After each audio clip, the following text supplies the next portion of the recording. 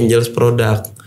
Saya pinjam gula dong untuk melaksanakan perintah operasi pasar dari presiden, ya kan? Dipinjamlah gula untuk operasi pasar. Setelah dipinjamlah gula untuk operasi pasar, pertanyaannya adalah siapa yang balikin?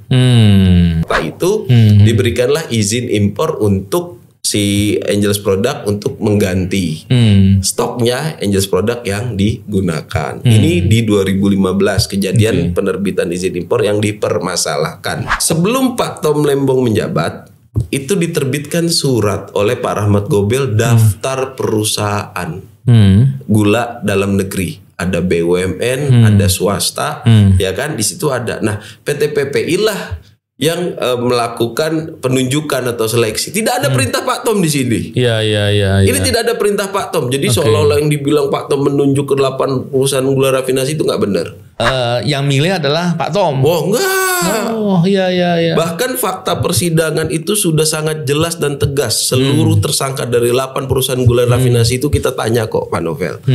Kenal nggak sama Pak Tom? Nggak kenal. Pernah komunikasi nggak sama Pak Tom? Nggak pernah. Langsung nggak pernah? Nggak langsung? Nggak pernah. Dua-duanya nggak pernah. Terakhir nggak bisa dibuktikan. Terakhir nggak bisa dibuktikan. Emang nggak ada. Lalu persoalannya apa ya? Nah, kita hanya bisa produksi gula kalau lagi musim panen.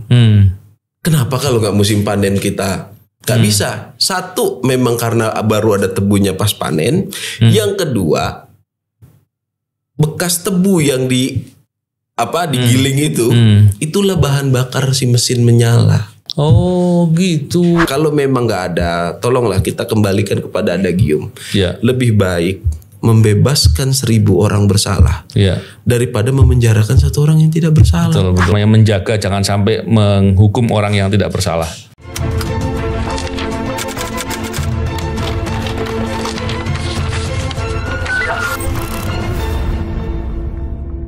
Bismillahirrahmanirrahim. Assalamualaikum warahmatullahi wabarakatuh. Salam integritas. Alhamdulillah kembali berbincang di podcast ini. Kali ini kita kembali membincangkan terkait dengan perkara Tom Lembong, dan kita bicara setelah ada putusan dari hakim. Oleh karena itu kita akan lebih mendalami dan mengetahui apa persoalan sebenarnya, dan bersama dengan kita ada salah satu penasihat hukum dari Pak Tom Lembong, yaitu Mas Said. Apa kabar Mas Said? Alhamdulillah baik. Assalamualaikum Mas Novel. Assalamualaikum warahmatullahi. Terima kasih bisa hadir nih. Siap.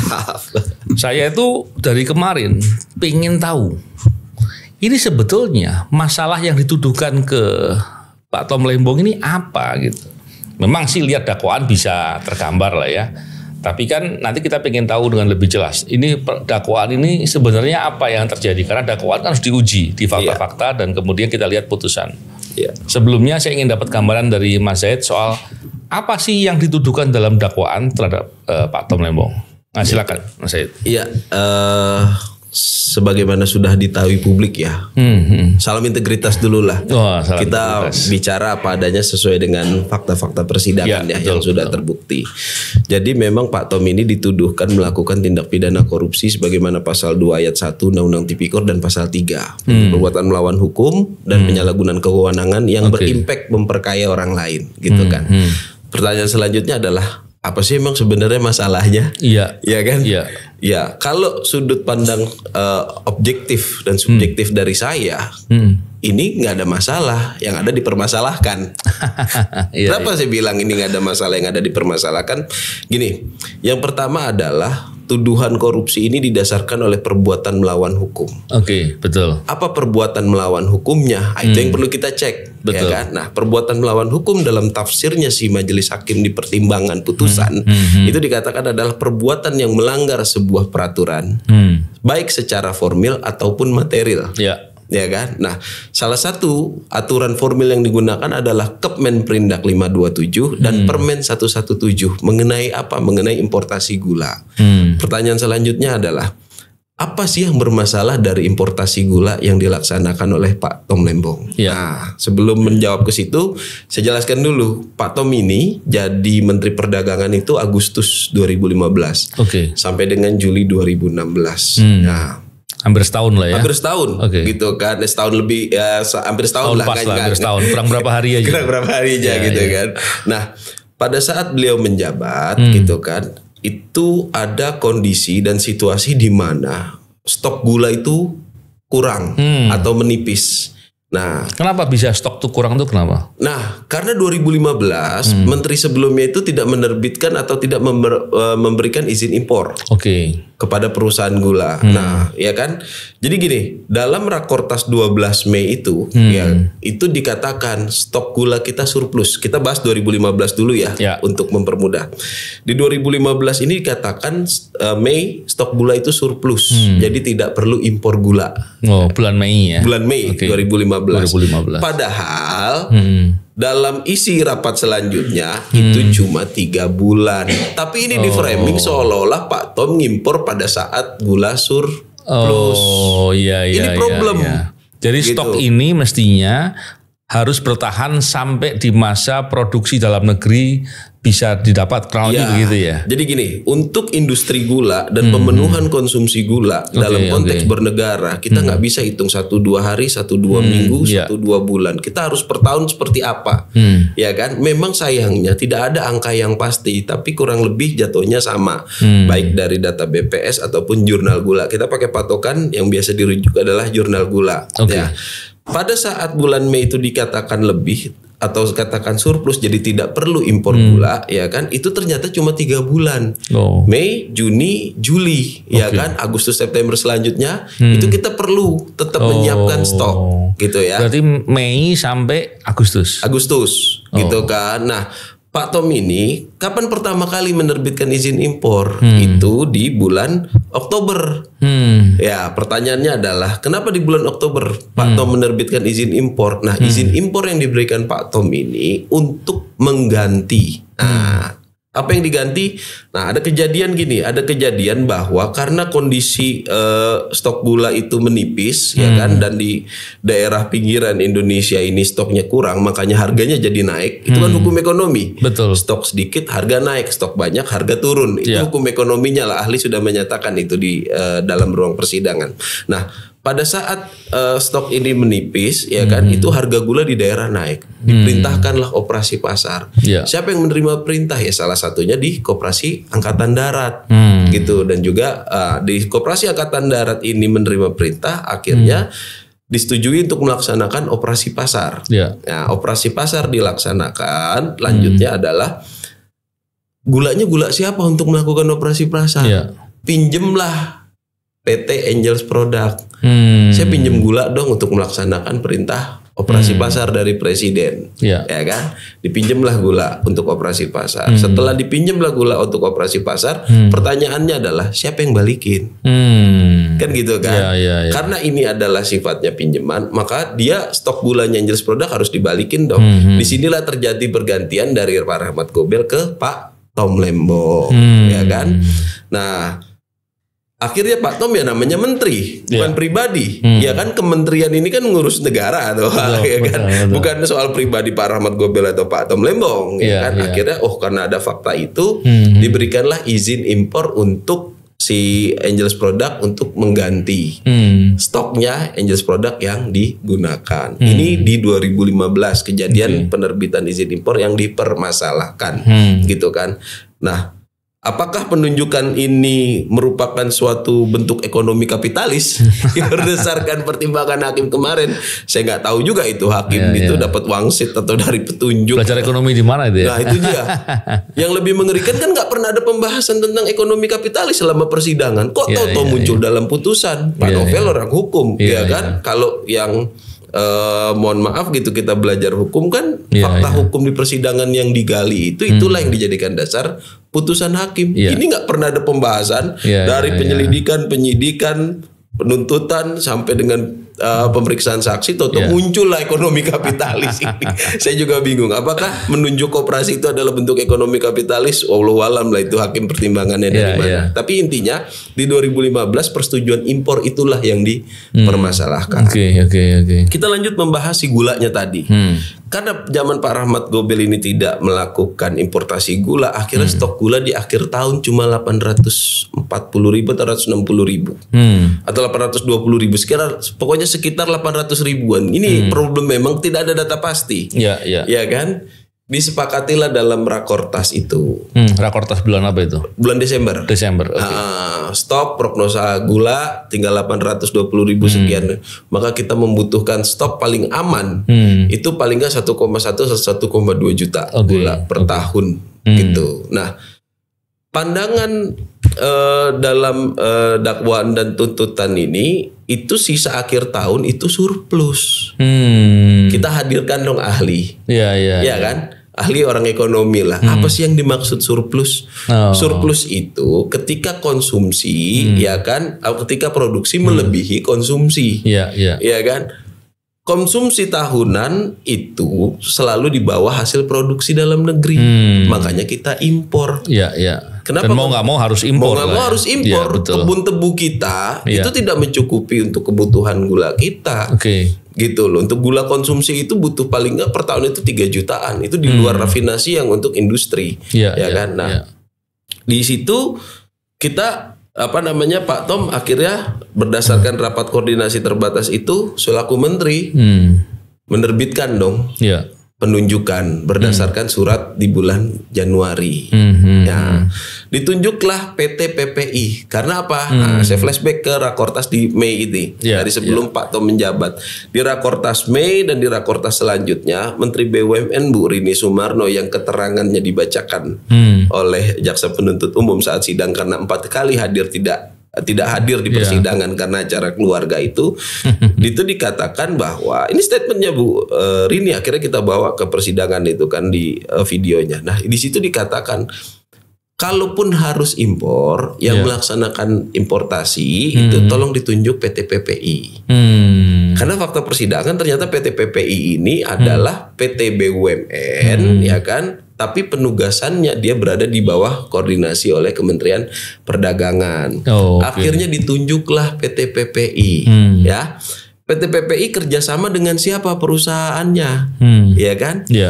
Sebelum Pak Tom Lembong menjabat itu diterbitkan surat oleh Pak Rahmat Gobel daftar perusahaan gula dalam negeri. Ada BUMN, ada swasta, ya kan? Di situ ada. Nah, PT PPI lah yang melakukan penunjukan atau seleksi. Tidak ada perintah Pak Tom di sini. Ini tidak ada perintah Pak Tom. Jadi seolah-olah yang dibilang Pak Tom menunjuk ke 8 perusahaan gula rafinasi itu nggak benar. Nggak pernah ada perintah Pak Tom. Kenapa kok PPI melakukan seleksi sendiri? Ya karena kewenangannya udah di dia kan. Kan dia PT. Ya kan orientasi PT. Dia punya kebutuhan untuk kerjasama dan dia mencari yang terbaik tentunya ya. Betul. Karena dia nggak punya kemampuan untuk produksi. Dia nggak punya pabrik. Dia nggak punya anggaran. Ya. Jadi pure bisnis deh dalam rangka itu ya. Ini yang diaminkan oleh majelis hakim bahwa kerjasama kelebihan bayarnya PT PPI ke 8 perusahaan gula rafinasi ini adalah sebagai bentuk kerugian keuangan negara. Pertanyaannya, apa urusannya sama Pak Tom selaku menteri? Betul. Ya kan? Loh, Pak Tom Menteri Perdagangan yang dia terbitkan cuma persetujuan impor. Persetujuan impor diterbitkan karena ada permohonan. Persetujuan impornya kepada siapa tuh? Persetujuan impor kepada 8 perusahaan swasta yang sekarang juga jadi tersangka. Dan itu perusahaan yang milih adalah PPI. Nggak ada urusannya sama Pak Tom. Pak Tom bukan. Saya baru tahu nih. Saya pikir tadinya yang milih adalah Pak Tom. Enggak.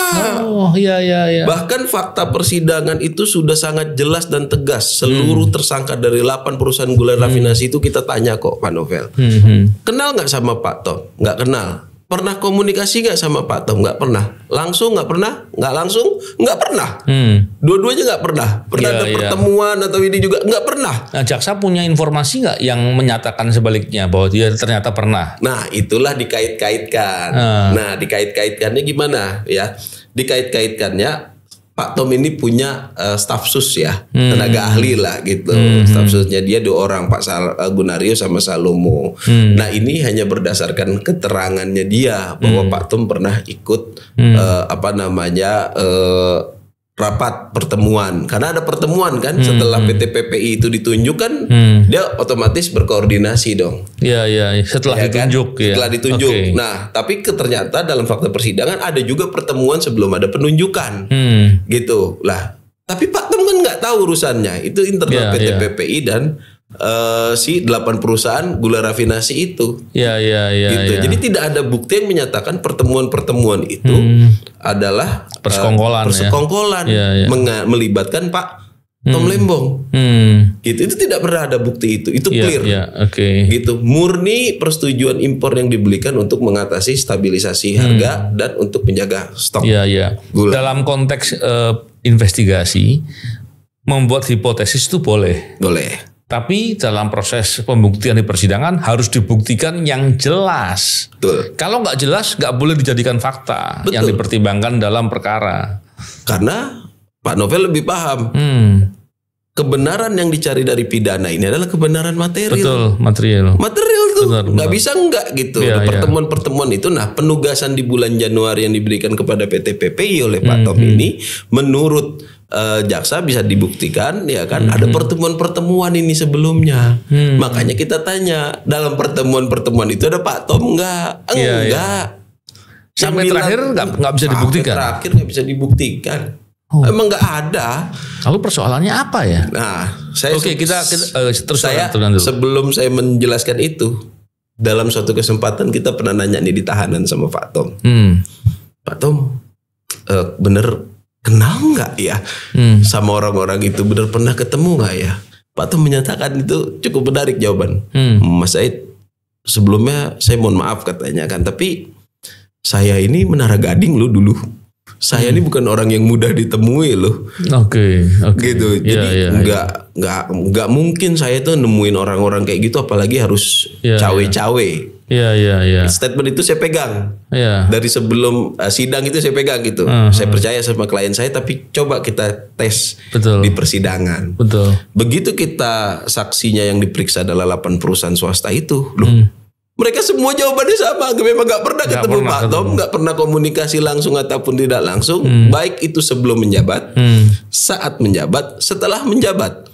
Termasuk masalah penerimaan gitu kan. Tidak pernah ada ngasih itu apa-apa. Terus jaksa punya fakta apa yang menunjukkan bahwa pernah ketemu, atau paling tidak keterangan ada tapsusnya tadi yang mengatakan bahwasanya dalam pertemuan itu Pak Tom ikut. Gitu, hanya satu keterangan saksi, dan ketika kita challenge di persidangan, ya saksi yang lainnya menyatakan saya juga lupa, saya juga nggak tahu, saya kata dia. Ini kan testimonium di auditum. Iya, nggak bisa jadi alat bukti nggak langsung. Bisa dong, ya kan? Jadi alat bukti ulus testis. Satu saksi bukan saksi, iya kan? Dua saksi pun cuma satu alat bukti jatuhnya kan. Betul. Nah inilah pertemuan ini yang dibilang sebuah rangkaian tanda petik. Seandainya ternyata betul ada pertemuan, masalahnya yang ditanyakan adalah apakah pertemuan itu membahas persekongkolan. Kan bisa orang bertemu karena suatu keadaan yang nggak terelakkan, atau ada membahas sesuatu hal yang lain yang kemudian itu pun sebetulnya harus dibuktikan, persekongkolannya itu harus dibuktikan. Nggak bisa dipersepsikan, nggak bisa. Betul. Jadi agak membingungkan memang. Oke, saya ingin tertarik tadi membahas terkait dengan 2 peraturan menteri tadi. Ya. Peraturan berapa tadi nomor saya lupa. Permen Perindak 527 dan Permen 117. 527 dengan 117 itu membahas apa dan apa yang dituduhkan kesalahan terhadap 2 hal itu. Nah, di sini dia. Kita lanjut yang cerita di Januari tadi ini ya. Kan tadi udah masuk bulan Januari, Pak Tom menerbitkanlah persetujuan impor. Untuk impor gula kristal mentah diolah berubah menjadi gula kristal putih, ya kan? Nah, dalam Permen 117 ya kan, itu secara tegas yang dilarang itu adalah jadi gini, bunyi peraturannya itu nanti boleh sambil ditampilin lah ya. Itu ditampilkan ini. Pasal 4-nya itu ditulisnya gini, impor gula kristal putih hanya boleh dilakukan untuk stabilisasi harga dan stok gula. Pertanyaan selanjutnya adalah, apakah ini artinya untuk menjaga stok gula dan stabilisasi harga hanya boleh impor gula kristal putih? Enggak dong.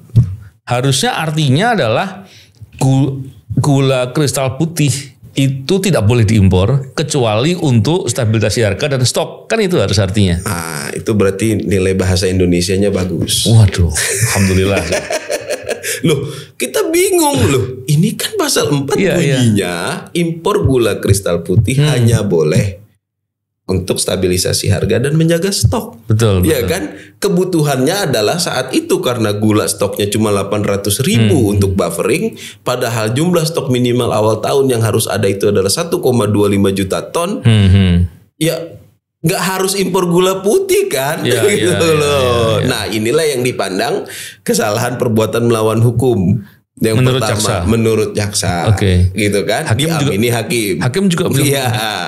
Nah, kacau, udah gitu, dari situ impor gula. Kenapa gulanya itu gula mentah, gitu? Saya diskusi sama Pak Tom pada saat di tahanan. Saya bilang gini, Pak Tom, dalam hukum itu ada asas yang mengatur segala sesuatunya itu boleh kecuali yang dilarang. Benar. Atau sebaliknya, segala sesuatunya itu dilarang kecuali yang dibolehkan. Nah, itu dinaikin sama Pak Tom akhirnya kan dalam pledoinya dia. Pertanyaan selanjutnya adalah, apakah ada larangan impor GKM? Gak ada. Gak ada. Saksi semua dari Kementerian Perindustrian, dari Kementerian Perdagangan, saksi-saksi fakta semua dan saksi ahli pun ada nggak dalam aturan Kemenperindak atau Permendak 117 yang melarang importasi gula kristal mentah? Nggak ada. Atau jaksa bisa menemukan barangkali aturan atau apa ya, atau norma yang bisa dijadikan acuan? Nah, itu nggak ada. Aduh. Itu nggak ada larangan, Pak. Nggak ada larangan untuk pemenuhan gula kristal putih itu dengan mengimpor GKM.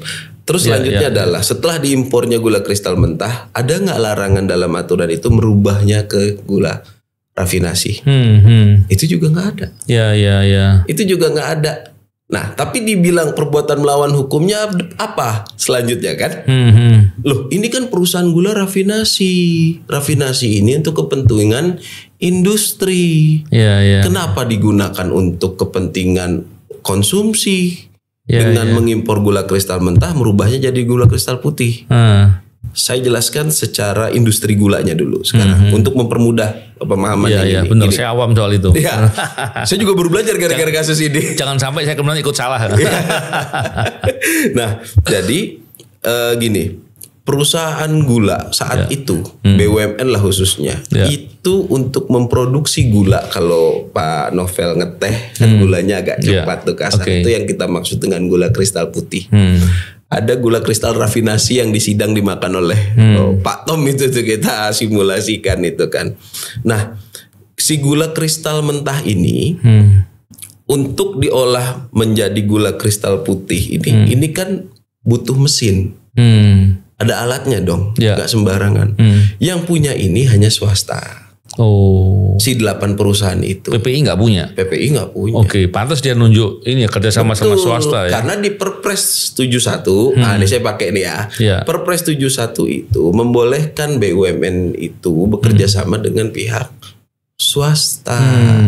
Nah, karena memang faktanya nggak mampu. Ada aturannya bahkan ya. Legalitasnya ada ya. Boleh. Itulah yang dipakai Pak Tom dan kita tim hukum bahwa kebijakan Pak Tom ini adalah kebijakan didasarkan oleh Perpres 71 tahun 2015. Nah, saya lanjutkan penjelasan tadi. Jadi, ketika impornya itu adalah GKM dan dirubahnya menjadi GKP, pertanyaannya, ada nggak larangan secara hukum? Nggak ada.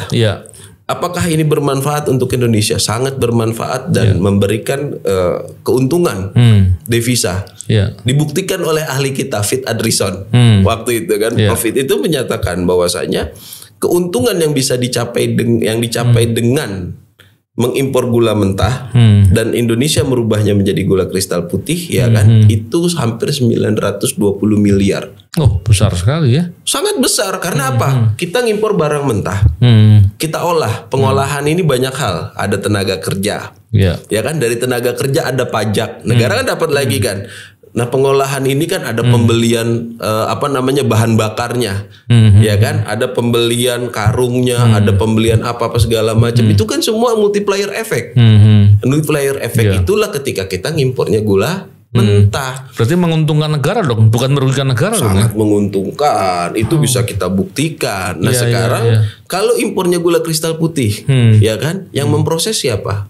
Luar negeri. Ya. Keuntungannya ada di luar ya. Keuntungannya ada di luar. Itu justru yang merugikan negara karena harusnya kita dapat nilai keuntungan di situ, jadi kita tidak mendapatkannya. Tapi kalau kemudian dinyatakan bahwa harus gula kristal putih seolah-olah yang dimasukkan, berarti menyuruh negara rugi dong harusnya.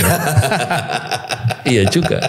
Ini kok kebalik-balik cara berpikirnya. Iya, jadi kalau kita impor gula kristal putih, seolah-olah kita beri barang jadi, udah langsung kita distribusikan aja gitu-gitu. Nggak sesimpel itu. Betul. Kita kalau mau impor gula kristal putih, ya kan, kita harus memesan. Karena di luar itu cuma ada 2 gula, ya kan, gula rafinasi atau gula kristal mentah. Gitu kan. Kalau kita mau butuh gula kristal putih, harus ada prosesnya lagi. Memang cuma di Indonesia yang ada namanya gula kristal putih. Di luar nggak ada. Di luar itu hanya ada rafinasi atau gula kristal mentah. Itu seluruh dunia. Itu apa namanya, mekanisme dagangnya seperti itu. Nah, pertanyaan lagi, kenapa nggak BUMN yang mengerjakan? Tadi saya sampaikan, BUMN itu pabriknya itu pabrik lama. Pabrik lama ini bagaimana nyalahin mesinnya? Nah gini Pak Novel, ini penting banget ini. Itu kita buktikan di persidangan. Kita hanya bisa produksi gula kalau lagi musim panen. Kenapa kalau nggak musim panen kita nggak bisa? Satu, memang karena baru ada tebunya pas panen. Yang kedua, bekas tebu yang digiling itu, itulah bahan bakar si mesin menyala. Oh gitu. Ini jadi saling keterkaitan. Nah sekarang pertanyaannya, kalau nggak musim giling, kalau nggak musim panen, bisa nggak itu nyalain mesin? Ya nggak bisa. Yang bisa siapa? Ya swasta. Swasta tinggal beli bahan bakar, proses 16 jam selesai. Gula di akhir 2015 cuma 800.000. Kalau per bulan 250 cuma bisa 4 bulan. Terus nunggu habis baru kita beli. Sekarang simple. Kita kasih analogi simple. Berarti kebijakannya bagus ya. Pak Novel nih, saya kasih analoginya simple. Pak Novel atau semualah kita yang masih menggunakan aqua galon. 1 minggu kita butuh 1,5 galon. Pertanyaannya harus dijawab jujur. Pak Novel punya berapa galon di rumah setiap ngisi? Nggak mungkin cuma 2 galon. Mau bolak-balik. Iya betul. Oh ini kan enggak. Saya minimal kita punya 5-6 galon kan. Nah ini loh yang dipermasalahkan. Itu namanya stok ya. Itu namanya stok. Buffering stok. Ini negara loh ya. Itu tadi rumah tangga loh. Bukan surplus ya. Bukan surplus. Nah di sisi lain ya kan. Loh ini nggak pakai uang negara, nggak pakai APBD ataupun APBN. Ini murni uangnya si swasta. Even PT PPI dalam fakta persidangan itu terbukti kok mereka nggak punya uang untuk bayar dulu ke perusahaan swasta, itu nggak punya. Akhirnya uang siapa? Uang si distributor. Distributor kasih uang ke PT PPI bayarlah ini ke swasta. Ini fakta persidangannya. Nah, di mana ruginya ini PT PPI udah nggak modal, mohon maaf gitu kan? Kan uangnya uang distributor, pakailah situ buat bayar, ya kan? Tapi kan ini tetap uang PPI, ya sumbernya situ loh. Kita cari kebenaran material jangan main formil. Ini udah masuk ke rekening kita, uang kita ya nggak begitu dong, ya kan? Sumbernya kan itu. Saya baru tahu itu cerita ini. Lah, distributor ini yang dituduhkan juga terhadap Pak Tom, inilah Pak Tom juga yang ngatur. Jadi kebijakannya tuh bagus sekali mestinya ya. Sangat-sangat bagus. Terus yang kedua tadi, yang apa tadi? Permen yang kedua yang apa? Permendak 117 itu. 117 dan Kemenperindak itu sama aja. Sama mengatur. Mengatur hal yang sama, tapi bedanya adalah yang satu ada mengatur tidak boleh importasi selama masa giling, musim giling ya. Yang satu nggak mengatur, ya kan, di peraturan yang diatur sama Pak Tom itu nggak mengatur itu, gitu. Nah seolah-olah, ini dia yang menarik. Kenapa Anda, ini waktu Pak Tom diperiksa sebagai terdakwa nih, kenapa Anda merubah aturan dari Kemenperindak 527 ke Permen 117 dengan menghapuskan musim giling? Apakah dengan demikian Kan kita jadi nangkep, arahnya hakim ini adalah mau bilang Pak Tom ini sekongkol sama mereka dan bisa ngimpor jadinya pas saat musim giling. Iya kan? Iya. Sekarang gini Pak, kita kebutuhan gula tahunan itu kalau di total tuh kan hampir bisa 5-6 juta. Oke. Iya kan, kebun tebu kita nggak nyampe 3 juta aja nggak nyampe. Untuk rafinasi, untuk industri makanan minuman aja itu 3 juta sendiri ya kan. Untuk konsumsi ini sendiri itu sudah 3 juta sendiri. Ini juga harus dibantu sama impor gitu. Nah di Kepmen inilah ada perbedaan seperti itu. Tapi salah satu yang dipakai itu ya seperti tadi, impor gula kristal putih hanya dapat. Nah selanjutnya dibilang lagi perbuatan melawan hukumnya apa? Perbuatan melawan hukumnya adalah tidak mendapat rekomendasi dari Kementerian Perindustrian.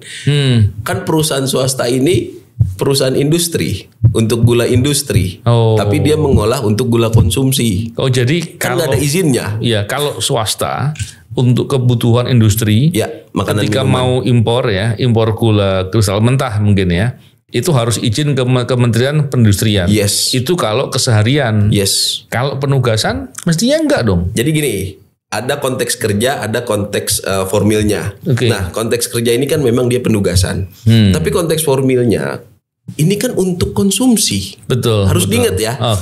Kita stok gula akhir tahun 2015 cuma 800.000. Ya kan, stok minimal itu yang ideal itu 1,25 juta. Iya kan?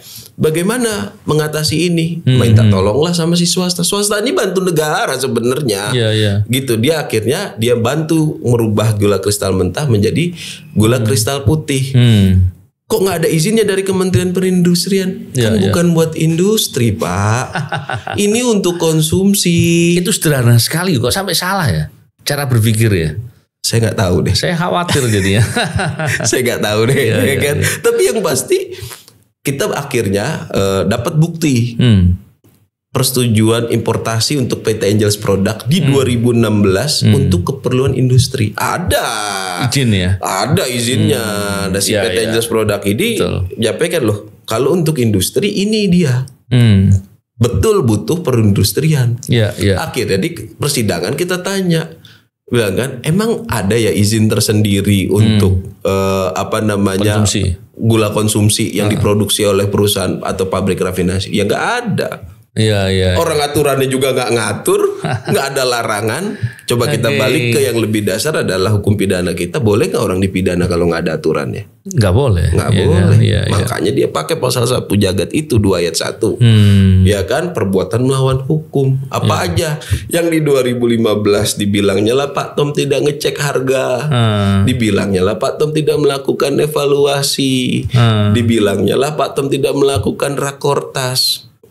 Ya kan? Di 2016 ya sama, tidak ada persetujuan Kementerian Perindustrian. Dibilangnya tidak itu perusahaan gula rafinasi, bukan perusahaan gula konsumsi. Pak, di sini nggak ada aturan yang melarang. Boleh nggak dilakukan? Makanya dalam persidangan waktu Pak Tom diperiksa, saya teringat ucapan Prof Mahfud. Wah, itu yang selalu dia gaungkan tuh. Waktu Prof Mahfud itu di Komisi 3 DPR dibilang kan, aturan itu yang sifatnya larangan atau sifatnya yang dibolehkan. Balik ke asas tadi, segala sesuatunya boleh kecuali yang dilarang, atau segala sesuatu yang dilarang kecuali yang diperbolehkan. Pak Tom itu dengan sangat jelas dia bilang, Pak Mahfud mencontohkan bahwasanya kalau saya lagi rapat DPR, ada nggak aturan yang membolehkan saya mau ke toilet? Nggak ada. Nggak ada. Mau ngapain bikin aturan yang begitu? Bukan berarti nggak boleh. Bukan berarti nggak boleh.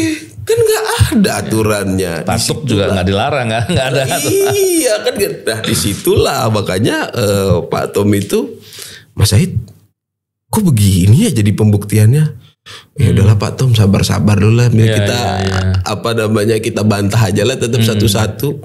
Iya sih, coba maksudnya kok saya pikir saya ngapain, saya juga kan ya di sisi lain ya Pak, ini kita harus akui loh, ini kejadian 9 tahun 10 tahun yang lalu. Iya betul. Mungkin mohon maaf Pak Novel masih ingat nggak kejadian detail 3 tahun yang lalu, 4 tahun yang lalu, ini kan dipaksa inget. Tapi ya dengan ada dokumen-dokumen itu kan akhirnya di fakta persidangan pun kita cek gitu. Karena ini kita sayangkan betul gitu kan pola-pola penegakan hukum yang seperti ini sampai akhirnya Pak Tom terucap bahwasanya ini karena mendukung politik lah tertentu di Pilpres itu hak beliau dong tentunya. Dan memang gini ya, saya kan sering nangani perkara korupsi dan untuk pasal 2 dan pasal 3 saya selalu hati-hati. Kenapa? Karena di sana membahas soal perbuatan melawan hukum. Perbuatan melawan hukum ini bisa melawan hukum formil dan melawan hukum material, dan kemudian kita bisa lihat orang bisa saja kemudian salah atau pejabat ya bisa saja kemudian salah, tapi kesalahannya itu tidak semuanya harus dipertanggungjawabkan pidana. Pertanggungjawaban pidana itu kalau dia melakukan kesalahannya itu karena punya niat jahat, punya motif tertentu, ada persekongkolan dengan pihak swasta untuk mendapatkan keuntungan bagi orang lain dan dampaknya menimbulkan kerugian negara. Itu sangat hati-hati sekali karena kami tentunya khawatir jangan sampai kebijakan dipidana. Kebijakan itu ada yang benar, ada yang salah. Sekalipun kebijakannya salah, itu nggak boleh dipidana.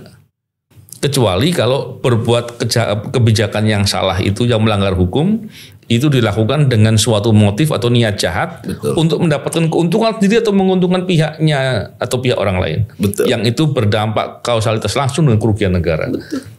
Setuju. Itu kami sangat hati-hati. Makanya kami ketika membahas soal pasal 2, pasal 3 beberapa waktu yang lalu, beberapa tokoh ada yang bilang, udah kita hilangkan aja karena ini rentan dimanfaatkan oleh aparat penegak hukum tertentu untuk kriminalisasi atau untuk melakukan tindakan-tindakan yang tidak semestinya, penegakan hukum yang salah gitu. Saya waktu itu nggak setuju. Saya katakan bahwa kalau itu dihilangkan pasal 2 pasal 3, kita praktek korupsi itu masih banyak yang bisa jadi sulit dijangkau di pasal-pasal suap atau pasal-pasal terkait dengan bribery. Kalau kejadiannya yang begini, saya jadi berpikir resikonya begitu berat ya. Tapi coba saya mau lihat begini, kita coba berpikir positif. Tentunya kita berpikir sebisa mungkin agar objektif lah ya. Dari dakwaan jaksa tadi kan ada putusan nih. Dari putusan hakim yang kemudian punya pertimbangan atas fakta-fakta yang di persidangan itu, pertimbangan-pertimbangan untuk putusan yang menyatakan perbuatan melawan hukum yang dibuat hakim apa saja dan yang sepertinya benar yang mana gitu. Susah banget pertanyaannya ya. Karena yang sepertinya benar ini. Jadi yang kira-kira putusannya mendekati ya ini memang ada perbuatan salahnya lah gitu. Iya, karena nanti karena bicara terkait dengan mens rea lagi tuh. Iya, karena gini, kenapa saya bilang pertanyaan Pak Novel? Jangan-jangan nggak ada yang benar maksudnya. Wah kalau itu gawat betul. Saya bercanda. Ini jokes. Ini jokes. Saya ditanya sama wartawan. Emang apa aja pertimbangannya yang menurut teman-teman itu tidak benar? Duh kok kayaknya berat banget pertanyaannya menurut saya ya. Kayaknya akan lebih mudah dan simpel jawabnya kalau saya lebih ditanya yang benar apa aja ya. Kalau ditanya daripada ditanya apa aja yang nggak benar yang mau kita ajukan banding. Iya. Waduh saya bilang. Tapi beginilah. Saya pertama nanggapi dulu masalah objektivitas pasal 2. Pak. Iya. Kita harus serius. Pak Tom itu serius dan kita sebagai penasihat hukum kita sama-sama serius bahwasanya korupsi itu musuh negara. Betul. Itu harus kita harus membasmi lah ya bahasanya dan banyak mungkin karena Pak Novel mungkin lebih sangat berpengalaman tentunya yang perbuatan-perbuatan korupsi yang nggak bisa dijangkau oleh pasal-pasal lain dan membutuhkan pasal 2. Mari kita bicara objektif, maka harus ada yang namanya audit. Betul. Ya. Betul. Kita harus kunci di situ ya agar objektif. Nah, kalau dibalikkan ke pertanyaannya Pak Tom Lembong, ada nggak audit Pak Tom Lembong? Pada saat ditetapkan tersangka. Iya. Loh, kita harus objektif menilai pasal 2. Makanya menurut kita ya udah ada nggak auditnya? Iya. Dari kan kerugian keuangan negara tuh yang ngitung siapa gitu? Kok tahu untung tahu rugi itu dari mana? Mekanismenya itu seperti apa perhitungannya itu gitu. Tapi apapun itu kita tetap harus apresiasi ya untuk tindakan penegak hukum yang berusaha semaksimal mungkin untuk profesional dalam menegakkan membasmi korupsi ini. Ke pertanyaan Pak Novel, apa aja sih perbuatannya? Yang tadi dari dakwaan seolah-olah benar. Ya, seperti yang sudah saya sampaikan tadi di awal. Pak Tom dibilang tidak melakukan evaluasi sebelum melaksanakan perpanjangan operasi pasar. Pak Tom dibilang tidak mengecek kondisi di lapangan untuk pelaksanaan operasi pasar. Pasti nggak ngecek langsung, stafnya yang ngecek, ya kan? Kalau menteri suruh ngecek langsung, apa yang mau dicek? Makanya ini kalau seperti ini, kalau seperti ini, lembaga kementerian hapus aja. Menterinya aja suruh kerja semua, ya kan? Semua kerjain di menteri aja gitu kan. Saya aja mengira langsung begitu dibilang langsung tahu itu nggak bener gitu loh. Lah iya gitu kan lo kan kementerian ini kan lembaga. Betul. Ya kan?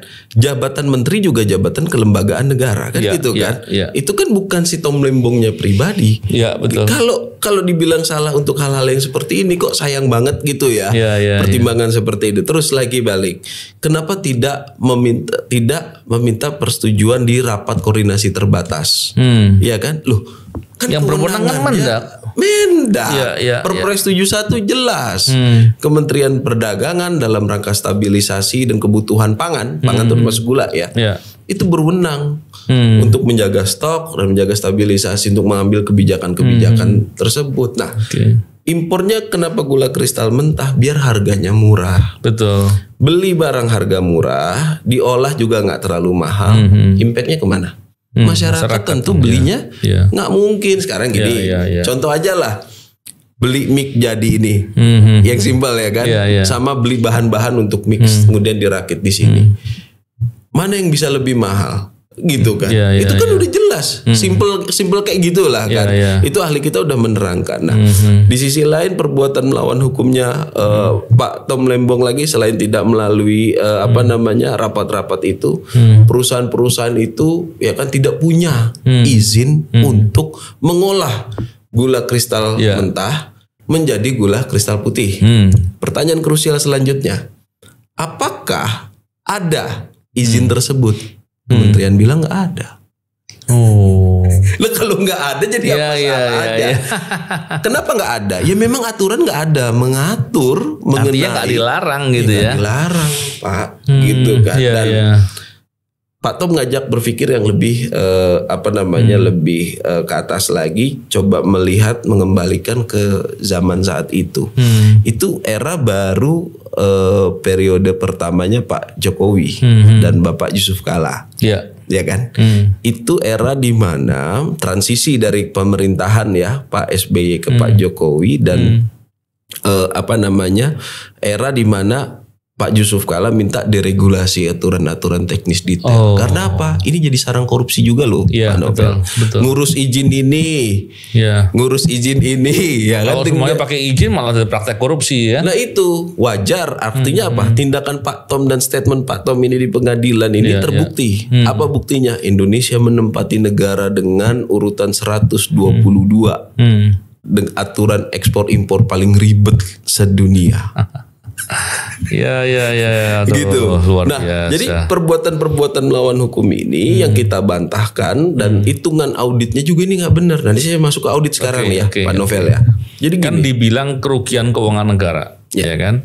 Nah, bagaimana cara menentukan kerugian keuangan negara itu? Dia menggunakan pembanding apa, penilaian apa? Mungkin Mas Ed bisa jelaskan tuh. Jadi gini, ini kita agak ini juga ya, sebenarnya agak sedih juga sih melihat proses penegakan hukum yang seperti ini. Jadi dua, satu lebih bayar PT PPI ke 8 perusahaan swasta tadi, dan impor ini harusnya gula kristal putih, bukan gula kristal mentah.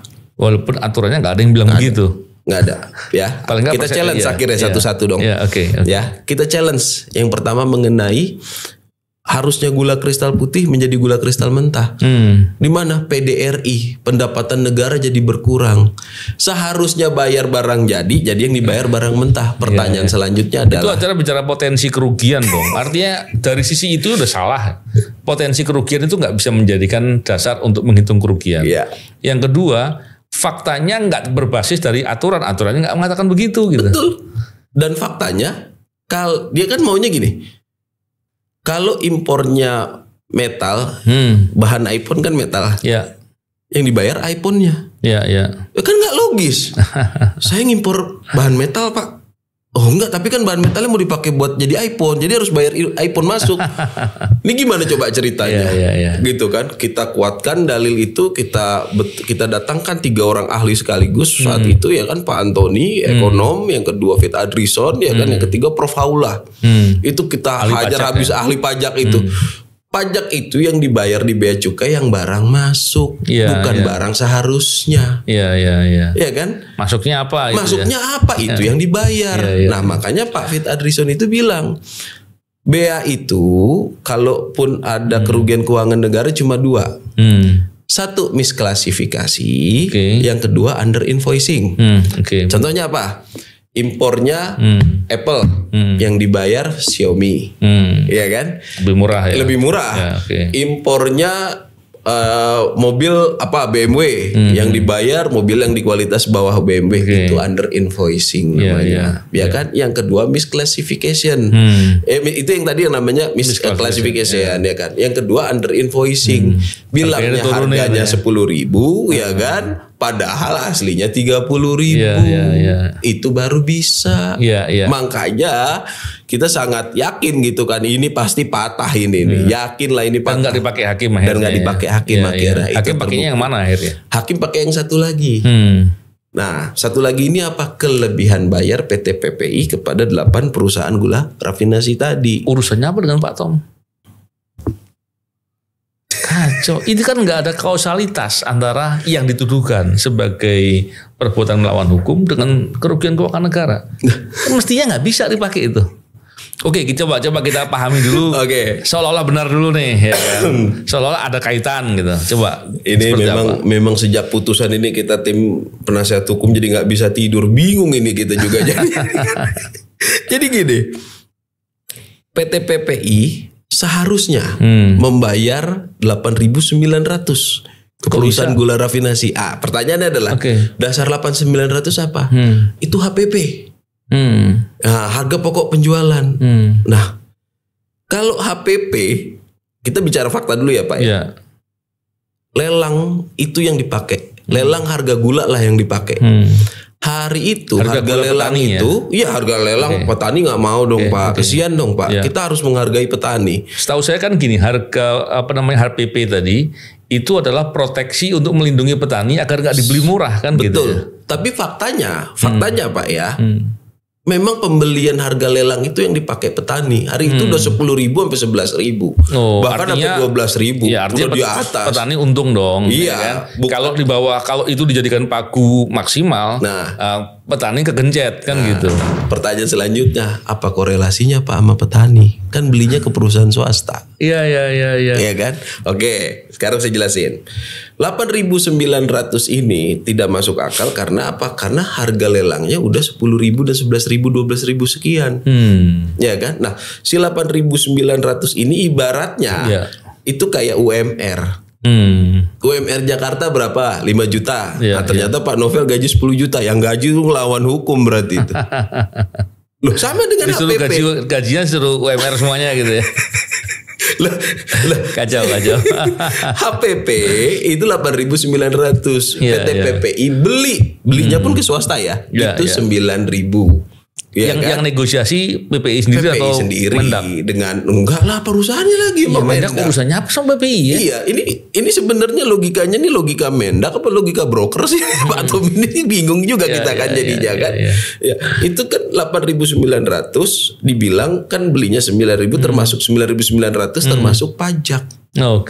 Gitu kan? Ini dibilang kemahalan, harusnya 8.900. Dari situlah timbul angka kerugian 194 miliar kerugian negara. Kalau itu dianggap sebagai kesalahan, berarti yang salah kan PPI. Logikanya kan begitu. Walaupun saya yang mengatakan PPI nggak salah dalam konteks pembelian 9.000 ya harganya wajar karena kan harga itu 8.900 harga batas minimal untuk petani gitu ya, dan nggak menjadi acuan harusnya. Nggak menjadi acuan. Dan negosiasi antara perusahaan kan mestinya negosiasi yang wajar dalam bisnis kan. Betul. Okay. Itu gini ya, itu 8.900 itu harga ke petani, PT PPI nggak beli sama petani, ya kan? 8.900 itu harga minimum, ini dibelinya di atas harga minimum untuk melindungi petani. Tapi bilangnya kebijakan ini tidak melindungi petani, jadi kan aneh. Nah terus gini, kalau secara formil kita mengacu pada undang-undang PT dong dan undang-undang BUMN, betul? Iya nggak? Langkah korporasi terkait tindakan korporasi itu sendiri itu yang ini kan adalah BUMN itu sendiri, si PT itu sendiri yang terdiri dari organnya berupa direksi, pengawasnya namanya komisaris, organ tertingginya namanya RUPS, ya kan? RUPS-nya ini kan Menteri BUMN. Iya. Pak Tom ini nggak ada urusannya, apalagi sampai nentuin harga. Kok masih dikaitkan pembelian harga kemahalan dengan kerugiannya yang ternyata itu adalah kerugian yang ditimbulkan oleh penerbitan persetujuan impor oleh Pak Tom. Ada nggak fakta di persidangan yang dijadikan pertimbangan oleh hakim yang menggambarkan bahwa Pak Tom mengarahkan agar dibelinya 9.000? Nggak ada. Jangankan ngarahin harga, Pak. Ketemu juga enggak ya? Ketemu aja enggak. Jadi ini dia nih. Kalau kita analogikan gitu kan, kalau kita bikin simulasi simpelnya adalah orang dituduh maling lah, katakanlah korupsi itu maling kan. Apa betul. Yang dia maling? Benar. Nggak tahu. Dia dapat apa? Nggak tahu katanya lah. Dia dapat keuntungan nggak? Nggak dapat. Oke lah nggak dapat keuntungan. Dapat speseran kan nggak? Iya. Sejarah baru. Ini bahaya, yang begini bahaya, dan saya khawatir sekali kalau cara ini kemudian dibenarkan, tentunya akan menjadi persoalan di kemudian hari. Orang takut membuat kebijakan. Pejabat kemudian terancam ketika punya posisi yang berseberangan dijadikan jalan buat mengkriminalisasi. Dan sebetulnya begini, kita tentu paham bahwa kita mesti menghormati putusan pengadilan. Menghormati bukan berarti harus menganggap semuanya benar gitu kan. Karena hakimnya juga manusia gitu. Ada kemungkinan salah, bisa lalai, bisa nggak teliti dan seterusnya. Tapi kalau saya melihat dari persoalan ini, masalahnya tuh sangat elementer. Jadi harusnya pemahaman dasar pun bisa gitu ya untuk memahami persoalan ini. Dan kalau sampai salah kebangetan gitu. Saya melihatnya begitu. Jadi saya sejak awal meneliti kasus ini tentunya saya nggak buru-buru merespon. Saya melihat dari awal seperti apa sih Pak Tom. Saya tadinya mengira jaksa akan mengeluarkan bukti bahwa dia punya bukti Pak Tom terima sesuatu. Keuntungan baik dalam bentuk uang atau dalam bentuk sesuatu yang bisa dinilai dengan uang. Atau paling tidak Pak Tom bisa dibuktikan ada persekongkolan dengan perusahaan-perusahaan yang ditunjuk untuk impor. Tadi saya mengira begitu. Terakhir sampai saya tunggu, kok nggak ada. Ini masalahnya apa gitu. Makanya saya jadi tertarik untuk berbincang sama Mas Zaid ini. Dan sampai sekarang pun belum ketemu nih persoalannya dari mana titiknya. Faktanya gitu. Ya. Jadi kalau ini harus banding yang begini nih, harus dilawan, nggak boleh dibiarkan ya. Iya. Bahkan efek yang lebih mengerikannya itu, Pak. Kalau menurut saya diskusi sama teman-teman saya yang dosen, Pak. Iya. Kita diskusi betapa mereka itu sakit hati betul. Karena apa yang mereka ajarkan kepada mahasiswanya, iya kan? Itu salah semua berdasarkan putusan ini. Iya dong. Iya. Loh, sekarang gini. Pertama mens rea, niat jahat, actus reus, iya kan? Terus dolus malus, terus akibatnya apa? Kan begitu. Kalau dosen-dosen pidana ngajar. Saya yang lebih mengerikan sebenarnya adalah kalau kayak gini ya tutup aja lah fakultas hukum. Ya memang ini kebangetan sekali. Saya kebangetan sekali melihatnya. Daripada memproduksi sarjana hukum yang mengerikan nanti produknya, kan akan lebih mengerikan lagi kalau ada orang berpandangan seperti tadi. Tutup aja bang kalau gini bang fakultas hukum. Iya juga ya pikir saya kan. Wah tapi jangan begitulah. Saya yakin masih banyak penegak hukum yang benar, baik di kepolisian, di kejaksaan, betul, di KPK, ataupun di pengadilan. Saya yakin kok. Pada titik ini orang akan banyak berpikir loh, kalau yang tidak melakukan perbuatan tercela sekelas Tom Lembong itu aja bisa dibeginikan, apalagi yang mohon maaf yang masih abu-abu, banyak atau yang hitam abu-abu dan banyak hitam sekalian gitu kan. Padahal kan kekuasaan itu ada waktunya, jabatan itu ada batasnya, nggak mungkin selalu, pasti adalah halal. Dan marilah kita sama-sama dengan semangat, yuk kita tegakkan kebenaran dan keadilan. Pak Tom dari awal bilang, dia sampaikan secara tegas, Pak Ari, kalau memang saya terbukti ada korupsi, saya tanggung jawab. Saya siap akan itu. Gitu. Saya kalau itu saya siap. Tapi kalau kayak begini, Pak Ari, saya 1 hari dihukum aja saya mending banding kan. Ya, menarik sekali. Dan dari penjelasan ini banyak hal yang menjadi informasi baru buat saya, karena saya melihat secara sekilas ya, saya nggak menemukan yang dimaksud sebagai perbuatan melawan hukum di persidangan itu, nggak saya temukan, termasuk di putusan yang diucapkan ya. Saya nggak membaca apa yang ditulis ya. Dan kemudian saya masih ragu, makanya saya bicara sama Mas Zaid soal ini. Dan tambah lagi, ternyata lebih parah daripada yang saya duga. Dan pada kesempatan ini saya juga mau ngajak para pemirsa yang sedang belajar hukum atau orang-orang yang pemerhati masalah praktek korupsi, coba teliti kasus ini. Kita lihat secara bersama-sama, secara objektif, kita melakukan eksaminasi, semua yang bisa melakukan itu lakukan. Ini bagus untuk jadi pembelajaran. Karena kita perlu ingat, ada kemungkinan aparat penegak hukum itu salah, atau bahkan ada kemungkinan juga di beberapa kasus itu ada praktek korupsi dalam penanganan perkara korupsi. Jadi ini masalah yang menurut saya perlu kita cermati bersama-sama dengan tidak mengurangi rasa hormat kepada hakim yang memutuskan. Tentunya kita tahu bahwa hakim juga manusia, bisa salah. Dan kita menghormati bukan berarti harus menyatakan semua yang dikatakan itu benar gitu, kurang lebih. Dan saya mendukung lah kalau kasus seperti ini banding upaya hukum dan nggak boleh dibiarkan. Jadi gini, memang Pak Tom itu tidak sedang dalam semangat menang-menangan ataupun ingin menjatuhkan institusi penegak hukum. Tidak dalam semangat itu. Mari kita bicara padanya. Mari kita bicara dengan fakta dan data. Mari kita bicara dengan bukti-bukti yang sudah ditampilkan dalam persidangan.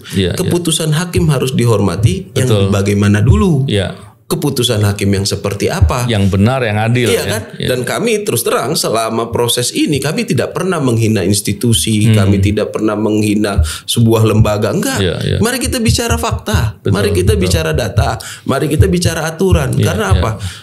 Yang kita lakukan ini meninggalkan jejak untuk selanjutnya bangsa. Ini kan Indonesia kan bukan buat 1-2 tahun ke depan aja kan, itu loh. Ini kita dalam semangat ini. Makanya itu kita percaya, ayolah, mari kita bicara yang benar. Mari kita bicara berdasarkan data dan fakta gitu loh.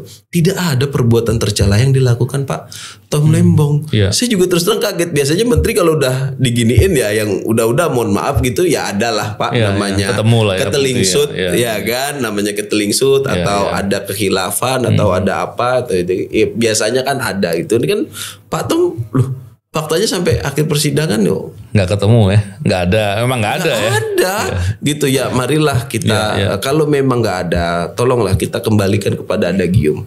Lebih baik membebaskan 1000 orang bersalah daripada memenjarakan 1 orang yang tidak bersalah. Betul, saya sepakat sekali itu. Sudah 9 bulan anak bangsa yang bernama Thomas Trikasih Lembong yang sudah memberikan seluruh daya, upaya, pikiran, tenaga, waktu untuk bangsa Indonesia ini dibeginikan. Dan dia masih berstatement dengan tegas di pengadilan, saya cinta Indonesia. Dan bahkan dalam satu kesempatan itu dia bilang sama saya, Mas Said, nanti saya keluar, saya akan tetap bagaimana masyarakat atau rakyat itu bisa hidup sejahtera di Indonesia ini seperti apa. Padahal kalau kita pikir-pikir, lulusan universitas ternama di dunia, bukan cuma di Indonesia, dia kemanapun bisa, dia mau kerja dimanapun bisa, tapi dia tetap menghargai proses hukum Indonesia, ya kan? Waktu dipanggil penyidik kejaksaan bisa aja, ngapain saya datang? Bisa aja dong dia demikian. Tapi tidak itu. Dia kesatria, dia datang setiap panggilan jaksa. Setiap panggilan kejaksaan dia selalu datang, dia selalu hormati. Tapi ini yang dia dapat. Ayolah dari sini saya mengajak betul seluruh institusi penegak hukum, mari kita sama-sama. Saya tahu tidak ada yang sempurna, saya tahu itu gitu. Kita semua tahu itu, tapi ya marilah sama-sama yuk kita membenahi hukum kita, karena suka tidak suka, cepat atau lambat, entah nauzubillah menjali kita ataupun anak keturunan kita bisa saja mendapat perlakuan yang tidak adil, dan tentu kita tidak menginginkan. Ya, itu ya semangat yang harus kita jaga, Pak Novel. Ya, Mas Zaid, ini terima kasih sekali penjelasannya komprehensif, dan tentunya penyampaian ini penting bagi pemirsa agar kebenaran itu tersampaikan. Jangan kemudian orang melihat permasalahan dari sepotong-sepotong ya. Betul. Dengan dibicarakan panjang lebar ini, saya berharap ada informasi yang lengkap yang disampaikan. Dan tadi sekali lagi kita mengajak semua pihak untuk meneliti perkara ini. Kalau perlu dilakukan eksaminasi dan dilihat, sehingga kita bisa menjadi pembelajaran. Dan tentu sangat buruk sekali ketika proses penegakan hukum justru malah menghukum orang yang tidak bersalah gitu. Itu buruk sekali. Tadi seperti Aldi Gim disampaikan tadi sama Mas. Ya, menyambung eksaminasi kita sangat terbuka, Pak Novel. Jadi ada web itu kita ada 2 ya kita sediakan, ada di YouTube-nya Hukum Perubahan. Itu semua keterangan saksi di persidangan apa semua segala macam itu udah ada. Silakan cek di situ. Yang kedua ada website yang udah dipublish secara resmi, Voice of Tom. Di situ ada, dan kami pun dari tim penasihat hukum kalau dibutuhkan putusan kita akan segera upload dan kita akan share. Silakan semuanya mengeksaminasi, silakan semuanya mempelajari. Tidak lain dan tidak bukan, ini demi kebaikan. Kita tidak ada maksud apapun. Menarik sekali. Nanti mungkin sumber-sumber informasi bisa dimasukkan di layar juga, atau mungkin disampaikan di deskripsi ya. Biar bisa akses publik juga bisa melihat. Siap. Terima kasih Mas Zaid. Sama-sama. Semoga konsisten untuk melakukan upaya penegakan hukum, karena advokat juga penegak hukum ya. Dalam konteks mendapatkan keadilan yang sebenarnya.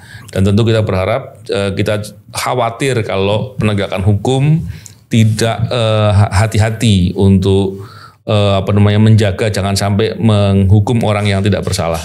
Dan tentu di level pembuktian hakim pun ada istilahnya beyond reasonable standar ya. Jadi standar pembuktian di atas keraguan-raguan, yang nggak boleh ada keraguan-raguan. Apalagi ini bukan keraguan-raguan, kegelapan gitu ya. Jadi saya tentunya menyampaikan ini bahwa bukan berarti orang yang dituduh perkara korupsi harus disalahkan, tapi kita harus memberikan ruang yang benar, yang jelas, yang objektif, agar jangan sampai orang yang kemudian tidak bersalah diberikan hukum dan dibiarkan.